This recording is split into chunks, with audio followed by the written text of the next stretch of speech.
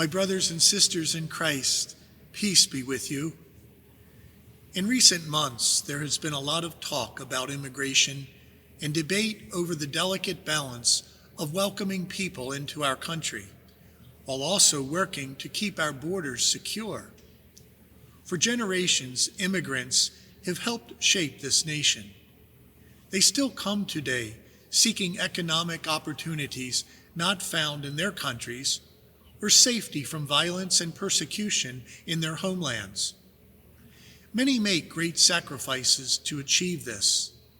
Perhaps out of fear or ignorance, harmful and false rhetoric has been spoken and shared about migrants, refugees, and asylum seekers. Too often, people assume that an immigrant might not be here legally. In most cases, that is not true.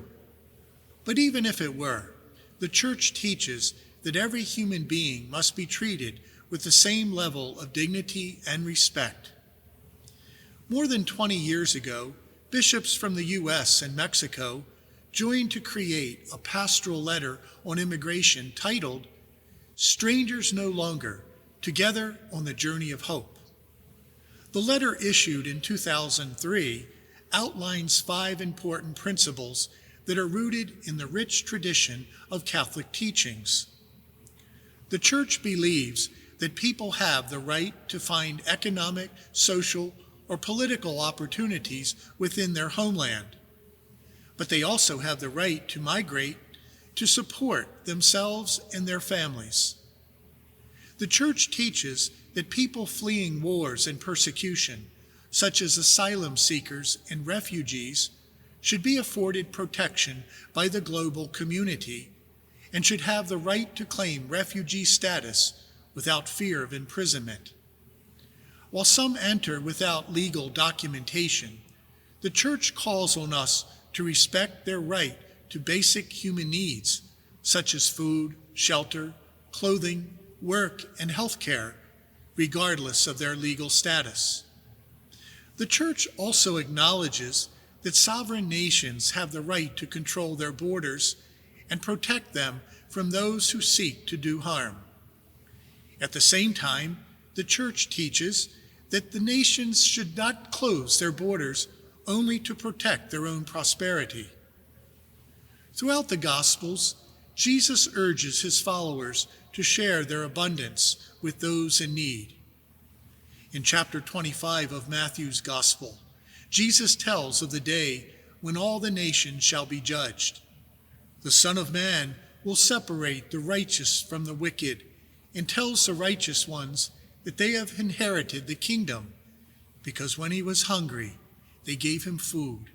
When he was thirsty, they gave him something to drink. And when he was a stranger, they welcomed him. He reminds them that what they did for the least of his people, they did unto him. Jesus then condemns the wicked for not doing so. The Catholic Church itself and related human service agencies, such as Catholic Charities, have also been criticized for their work assisting refugees. Among the misinformed accusations is that Catholic Charities profits from its work. This is simply not true. Any government funding received is used to address the needs of clients. Certainly, there is no easy solution to balancing immigration and border security. But when it comes to how we treat the stranger, there is one obvious answer. We must do so with dignity and respect for each human being and their families. Our motivation is not political or partisan, but comes from the gospel of Christ and how we are expected to treat our brothers and sisters. Generations of immigrants and their descendants have formed our nation into a rich, diverse mosaic. We should be willing to give our fellow human beings in need the chance to make that mosaic even more beautiful. May God bless us all.